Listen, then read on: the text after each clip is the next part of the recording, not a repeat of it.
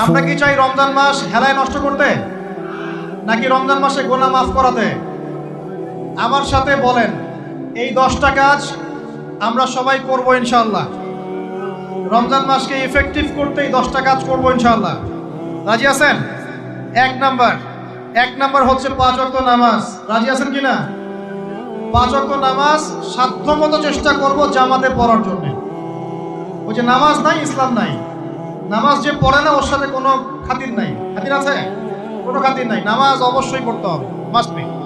এরপরে নামাজের সাথে সাথে কমপক্ষে 12 রাকাত করে নফল। কত রাকাত? যে ব্যক্তি 12 রাকাত নফল বা সুন্নত দৈনিক পড়ে তার জন্য জান্নাতে একটা ঘর তৈরি করা হয়। 12 রাকাত কি কি কে বলতে পারবেন? প্রথমে ফজরের 2, জোহরের আগে 4, জোহরের পরে 2, কত হলো? 4 2 6 2 8, মাগরিবের পরে, এশার পরে, এই হলো 12। পড়বো তো ইনশাআল্লাহ? এইগুলো 1 নাম্বার কাজ, নামাজ পড়া। 2 নাম্বার ভাই, নামাজের সাথে সাথে তাহাজ্জুদ এবং তারাবি অবশ্যই পড়তে হবে। রাজি আছে কিনা? আল্লাহর ওয়াস্তে গ্যাঞ্জাম করতে যায় না 20 না 8, এই গ্যাঞ্জামে আল্লাহর ওয়াস্তে যায় না। তারাবির নামাজ 5 ঘন্টা। কত রাকাত সেটা বড় কথা না। তারাবির নামাজ কত ঘন্টা? প্রায় 4-5 ঘন্টা। আর 5 ঘন্টায় 8 রাকাত পড়েন, 5 ঘন্টায় 20 রাকাত পড়েন। কি বুঝতে পারছেন কথা? নবী সাল্লাল্লাহু আলাইহি ওয়াসাল্লাম তারাবির নামাজ কত লম্বা পড়েছেন? 1 ঘন্টা। কতক্ষণ পর্যন্ত? সাহাবীরা কি বলছেন? সাহাবীরা বলছেন যে আমরা তড়িঘড়ি করে সেহরি খেয়েছি। নামাজ এত লম্বা নবীজি পড়েছেন, শেষে তড়িঘড়ি করে সেহরি করতে হয়েছে। নবী সাল্লাল্লাহু আলাইহি ওয়াসাল্লামের 2 রাকাত নামাজ কত লম্বা ছিল। আমরা এখন নামাজের রাকাত সংখ্যা নিয়ে যত বেশি ঝগড়া করি, কোয়ালিটি নিয়ে এত ঝগড়া করি। কোয়ালিটি ইম্পর্টেন্ট না? আমার নামাজটা কত সুন্দর হচ্ছে, কত লম্বা হচ্ছে, কত ধীর স্থির হচ্ছে, এই নামাজে আমি ধীর স্থিরভাবে কোরআন শুনবো, বুঝবো, চোখ দিয়ে পানি ঝরবে, এগুলো ইম্পর্টেন্ট না? মক্কা মদিনায় গিয়ে দেখেন, যারা এখন উমরা করতে গিয়েছেন অনেক, তারা সৌভাগ্যবান। তারাবির নামাজ নর্মাল এমনি যে কোনো নামাজেই, তারাবির নামাজ তো আরো বেশি। দাঁড়ালে আপনার চোখ দিয়ে পানি পড়তে বাধ্য। মধুর তেলাওয়াত, লম্বা কেরাত। ফজরের নামাজ মিনিমাম 20 মিনিট। ফজরের নামাজ 15 থেকে 20 মিনিট। আর আমরা তো 3G 4G 5G মাশাআল্লাহ। কোন মসজিদে 6G, মানে সূরা ফাতিহা শুরু হয়, ওই শেষে গেলে দলিন শেষ, মানে আর কিছু বুঝলাম না মাঝখানে কিছু। এগুলো কি নামাজ? আমরা তো নামাজ পড়তেই ভাই দুনিয়াতে আসছি, নাকি? দুনিয়াতে আসছি কেন? ওমা খালাকতুল জিন্না ওয়াল ইনসা ইল্লা লিয়াবুদুন। তো নামাজই তো পড়তে আসছি ভাই, এখন তাড়াহুড়ার কি আছে? ধীর স্থির ভাবে আপনি 8 রাকাত পড়তে চান, পড়েন, লম্বা করে পড়েন, ধীর স্থির ভাবে পড়েন। এক ভাই বলছেন আমি 20 পড়বো। আচ্ছা ভাই পড়ুক তো, ওকে 20 পড়তে দেন, লম্বা করে পড়তে বলেন, ধীর স্থির ভাবে পড়ো। আরেকজন পড়ছে 2 রাকাত, রাতের সালাত 2-2 করে, একটা হাদিস আছে না? রাতের সালাত 2-2 করে। এই বেচারা 2-2 করে পড়তেই আছে। তো লম্বা করে পড়লে কোনো সমস্যা আছে? উদ্দেশ্য কি? আল্লাহকে পাওয়া। আমি নামাজে আল্লাহকে পেলাম কিনা এটা বড় কথা। আল্লাহ রাব্বুল আলামিন আমাদের সবাইকে ধীর স্থির ভাবে কোরআনকে কেন্দ্র করে তারাবি তাহাজ্জুদ করার তৌফিক দান। এটা রমজান মাসের ইফেক্টিভ রমাদান আপনাকে কাজে দিবে। 2 নাম্বার। 3, এটা বলে দিয়েছি, রমজান মাস হবে কোরআনময় মাস। এই মাসে কোরআনের 6টা হক আমরা আদায় করবো ইনশাআল্লাহ। মনে আছে তো ইনশাআল্লাহ? তেলাওয়াত, মুখস্থ করা, আরবি শেখা, আদেশ নিষেধ মানা, দাওয়াত দেয়া এবং হিফজ করা। পারবো তো ইনশাআল্লাহ? নিয়াত করেন জোরে জোরে। 4 নাম্বার, রমজানকে ইফেক্টিভলি ইউটিলাইজ করতে হলে প্রতিটা কাজ সুন্নত সম্মতভাবে করতে হবে।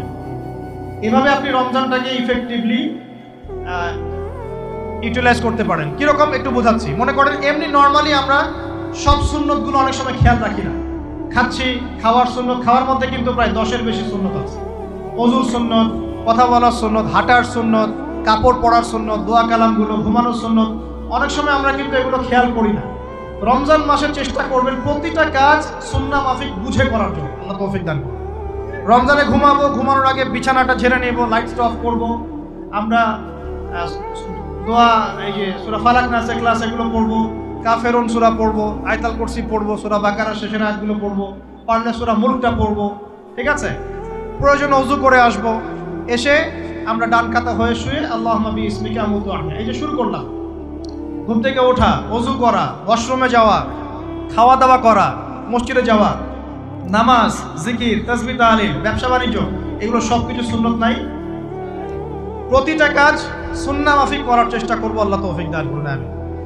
ফিকহুস সুন্নাহ এরকম কিছু বই পাওয়া যায়, ফিকহুস সুন্নাহ, কিতাবুস সুন্নাহ, এরকম অনেক বই আছে।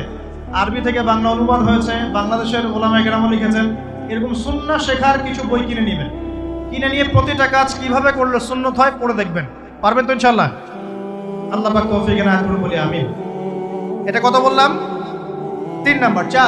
4 হচ্ছে দান সাদাকা বেশি বেশি করা। রমজানে দান সাদাকা বেশি বেশি করা। আল্লাহ রাসূল সাল্লাল্লাহু আলাইহি ওয়াসাল্লাম রমজানে রহমতের বাতাসের চাইতেও বেশি বেশি দান করতেন। আমরা পারবো কিনা ইনশাআল্লাহ? দেখেন, আমি একটা কথা বলি, দান করার জন্য সম্পদ লাগে না, দান করার জন্য কলিজা লাগে। কি লাগে? ব্যাস, যার মন বড় সে দান করতে পারবে ইনশাআল্লাহ। আল্লাহ পাক আমাদের সবাইকে দ্বীনের জন্য দান করার তৌফিক দান করুন। দ্বীনের জন্য দান করে, স্থানীয় মসজিদ, মাদ্রাসায়, এতিমখানায়, অসহায় মানুষের পাশে, বিধবার ঘরে, এতিমের ঘরে, যারা খেতে পারছে না 3 বেলা, ওদের ঘরে ঘরে রমজানের বাজার পৌঁছে দেন। আল্লাহ পাক তৌফিক দান করুন আমিন। 5 নাম্বার, রমাদান মাসে অবশ্যই আমাদের জাকাতগুলো আমরা দিয়ে দিব। রাজি আছি তো ইনশাআল্লাহ? বলেছি জাকাত এবং সালাতের মধ্যে যে পার্থক্য করে সে মুসলিম নয়। জাকাত ফরজ হয়েছে, অবশ্যই আপনাকে জাকাত দিতে হবে। এটা কিন্তু নফল কিছু নয়, এটা কি ফরজ। জাকাতের নিসাব জানেন কি না? কত পার্সেন্ট? 2.5%। আচ্ছা, জাকাতের নিসাব নিয়ে ইনশাআল্লাহ পরবর্তীতে লেকচার চলে আসবে, অনলাইনে দেখে নিন। এছাড়া ফিকহুস জাকাত কিছু প্রোগ্রাম আসবে, অনলাইনে দেখে নেবেন ইনশাআল্লাহ। আল্লাহ রাব্বুল আলামিন আমাদের সবাইকে জাকাতগুলো দেওয়ার তৌফিক দান করুন।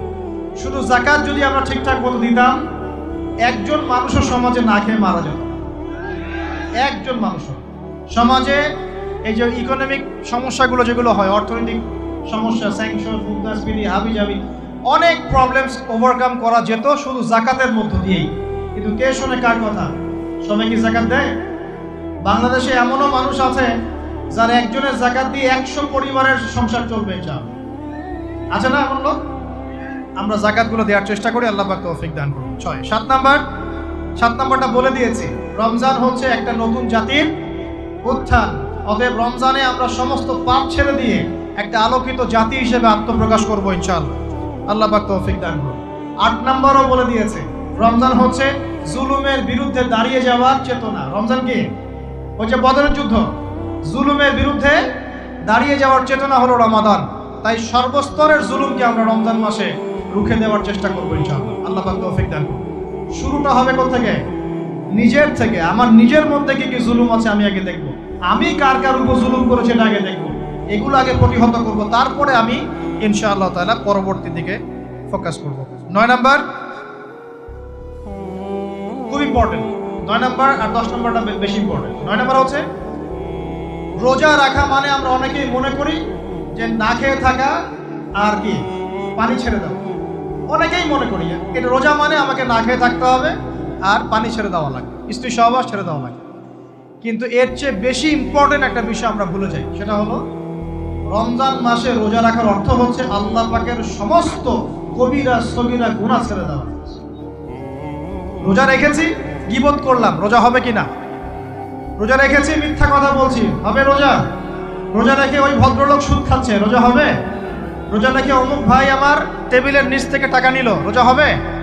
অমুক ভাই মানুষের সম্পদ আত্মসাৎ করে ফেললো, হবে? অমুক বোন বেপরদায় বাইরে বের হয়ে গেল, রোজা হবে? অমুক ভাই মনে করেন ওই যে গার্লফ্রেন্ডের সাথে চলে গেল ডেট করতে, রোজা হবে কিনা? অনেকে পর্নোগ্রাফি দেখছে রোজা রেখে, রোজা হবে কিনা?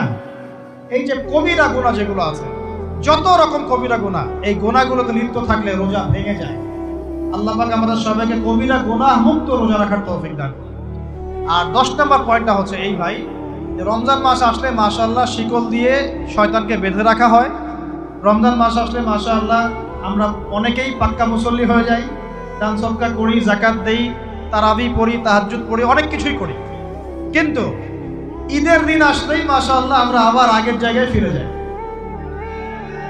ঈদের দিন শয়তান যে ছাড়া পেয়েছে এটা বোঝার জন্য রাস্তাঘাটে বের হলেই হয় নাকি? মেয়েদের চলাফেরা দেখলে বোঝা যায়, আরো যে হোটেলে হোটেলে গান বাজে এগুলো দেখলে বোঝা যায় শয়তান ছাড়া পেয়েছে, আজকে বুঝলাম। তো এখানে সবচেয়ে বড় শিক্ষাটা হলো রমজান মাসের এই যে শিক্ষাগুলো, ত্যাগের মহিমা, জুলুমের বিরুদ্ধে দাঁড়িয়ে যাওয়া, কোরআনের হক আদায় করা, জাতির উত্থান, বড় বড় অনেক কথা বললাম। এই শিক্ষাগুলোকে সারা বছর ধরে রাখাটাই হলো রমাদানের সবচেয়ে বড় চ্যালেঞ্জ। আমরা পারবো কিনা ইনশাআল্লাহ? আমরা রমাদানের এই 10টা হক আদায় করতে পারবো কিনা ইনশাআল্লাহ? কোরআনের হক আদায় করতে পারবো কিনা ইনশাআল্লাহ?